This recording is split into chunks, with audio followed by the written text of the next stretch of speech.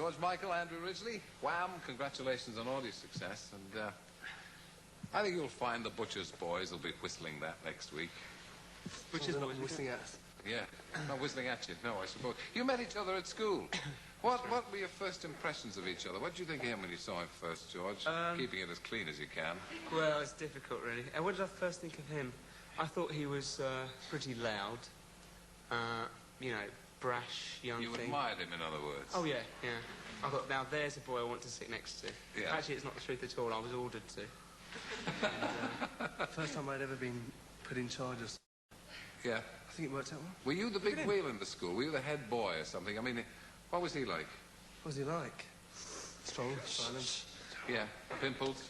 Actually, yeah, it was like, you know, all the stuff that you've read in the papers, fat, ugly, spotty. Yeah. You know, it's all trying to get this ugly duckling image across, you see. Yeah. When do you turn into the swan? Well, you know, this is what we're waiting to see. Obviously, you're happy with the success, and obviously it's made an enormous change in your life. But are you happy with being famous, with being recognised everywhere, with having teenagers screaming at you? Do you like that aspect of it? I mean, apart from being on stage, in your social life? I think everything is relative, really. I mean, for every high, there's a low, I suppose.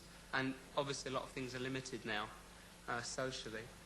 But I think if we weren't happy, we wouldn't be doing it, so we wouldn't be trying to achieve more, which is what... Andrew, do you still get on pretty well together, or did you ever get on well together? Or is it just a professional partnership? Are you friends? It took a few adaptations along the way, you know, to get to cope with different situations, because obviously, you know, we never worked or been in business together. So, you know, you learned your friendship in a different sphere in that respect. So you had a bit of publicity about having your face altered at a party or something. Doesn't sound too good, does it? Is it? What happened? Oh, I chose the wrong model. Actually, it was one small step on my road to perfection, you know. You weren't happy with the hooter that God gave you, then? No, it became unhappy. I got a few whacks on it when I was younger. And they said, boy, when you're old, you'll regret it, so get it done. But pictures of him as a baby had this perfect straight nose. But it isn't like people in popular music to own up to the fact that they've had their nose straightened.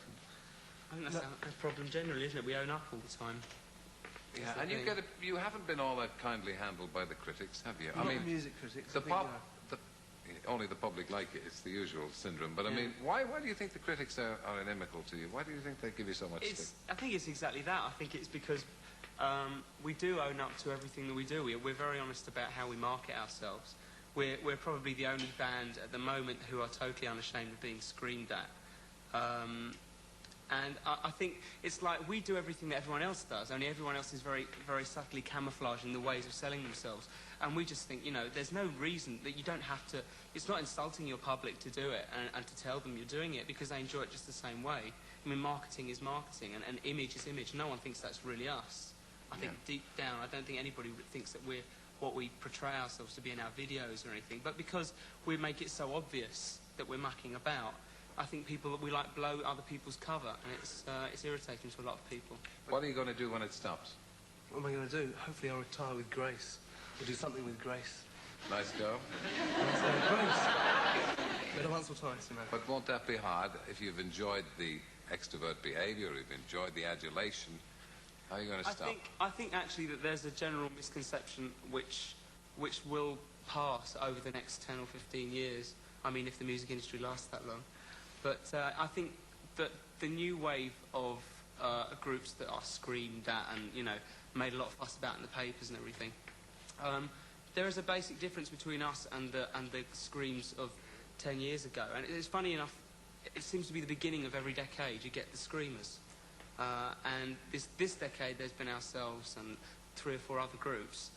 But this time they seem to be writing for themselves, with very few exceptions. And so you're basically a lot more in control of your situation than, say, the Bay City Rollers in the early 70s, or David Cassidy or the Osmonds or whatever, who were being written for. And when they actually became too old for their fans, the songwriters, like, dropped them like hot bricks. You know, they didn't want, like, has-beens to do their songs. They wanted to make money out of them. And so they weren't as the artists themselves weren't in control of their destinies. I think a lot of the new ones are. So it's actually going to be interesting to see how long everybody lasts. I mean, after this, we can go into other things, obviously, if you get bored. But I don't think it's a matter I'm of... going to bed after this. Are you? Yeah. He's ill. You're a very lucky man.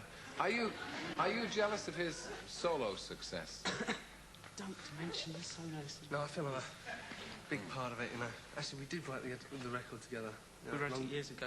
Long time ago. As long as neither of you turn into all-round entertainers, we'll be very happy. Was there roles pretending to be 18-year-olds? Exactly. Well, actually, know had the to fool, didn't we? George and Andrew, thanks Thanks very much.